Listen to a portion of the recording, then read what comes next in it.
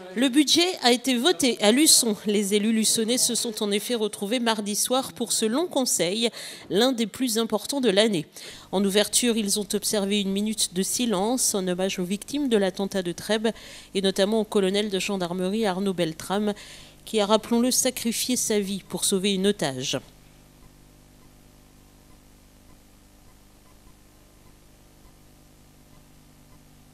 Puis les débats ont débuté avec d'abord l'approbation du compte administratif qui regroupe l'ensemble des opérations comptables de l'année N-1, soit 2017.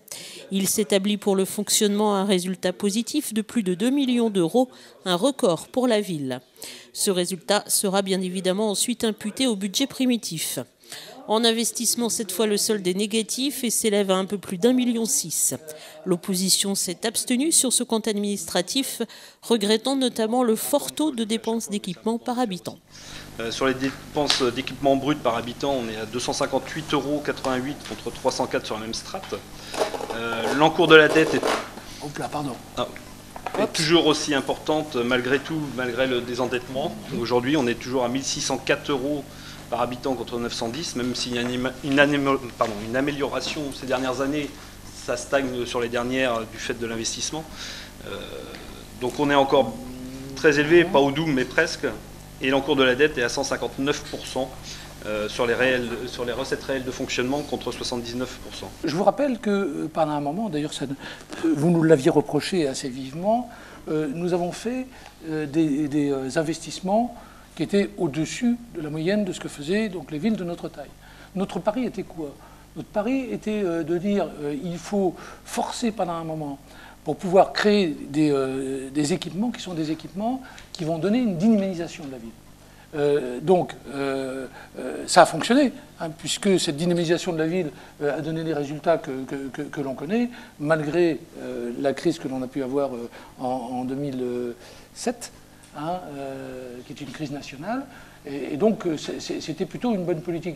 Mais du fait, les équipements qui ont été construits à cette époque-là n'ont plus besoin d'être construits aujourd'hui. Malgré les diminutions des baisses de dotation, alors qu'on avait baissé pratiquement de 3 millions sur le dernier mandat, je voudrais arriver cette année sur ce mandat, à faire une diminution entre 2 et 3 millions d'euros.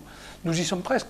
C'est-à-dire que je vous rappelle quand même qu'on arrive depuis 2004 à 5 millions d'euros de désendettement, hein, malgré donc les investissements qui avaient été faits même il y a quelques années.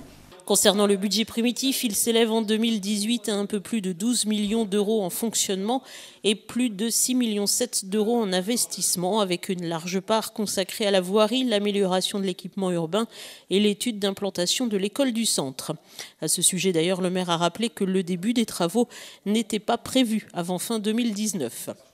Sur ce budget primitif, l'opposition s'est abstenue sur le budget principal et le budget annexe de la maison de santé. Les élus ont également voté les taux des 3 taxes qui ne varient pas par rapport à l'année dernière. Ils ont ensuite débattu dans un fort contexte d'économie de la création d'une tarification pour la location de matériel aux associations. La collectivité souhaiterait en effet que la mise à disposition reste gratuite, mais que les associations fassent apparaître dans leur budget la valorisation de ce matériel municipal. Par ailleurs, la ville souhaite que soit facturée désormais la livraison et l'installation du matériel. Pour l'opposition, cette mesure pourrait asphyxier certaines associations. On est totalement pour la valorisation du matériel. Par contre, sur le personnel, on émettra un doute et on s'abstiendra. Entre autres pour les associations telles que pour la fête des écoles. Voilà. Et à un moment donné, voilà, c'est une réunion pour mettre les enfants en avant, mais je parle de la fête des écoles, mais ça pourrait être une autre association.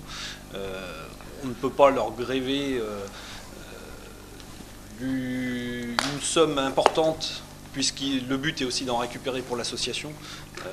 Si on doit compter les gradins, on doit compter les ganivelles, on doit compter les stands qui vont être montés, ils partent d'office négativement. Voilà, alors je sais que vous réfléchissez à quelque chose peut-être derrière. Voilà, on ne peut pas planter des associations non plus là-dessus. C'est pas le but, hein. C'est pas le but de planter. On laissera jamais tomber une association. Bien sûr, mais c'est quelque chose qui n'est pas facturé. Et d'un autre côté, si vous intervenez, vous allez ouvrir une brèche pour les autres associations.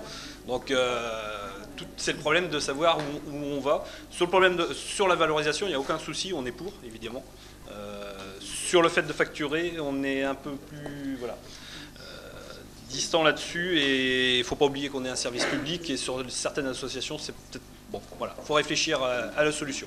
Voilà. Oui, et le problème, c'est que si on intervient derrière, on va ouvrir une porte, et on va revenir à la même chose. Il faut que la règle soit pour tout le monde pareil. Oui, mais là, on va mettre en difficulté, alors pas toutes les associations, on est d'accord. Ouais. Quelques associations. C'est pour ça qu'il faut regarder un petit peu, vivre un peu, voilà. Laisser vivre au moins une année. Et donc, dans un premier temps, on prendra des décisions. On s'abstiendra dans un premier temps. Comme d'habitude, l'intégralité des débats est bien évidemment à voir sur le site de TLSV.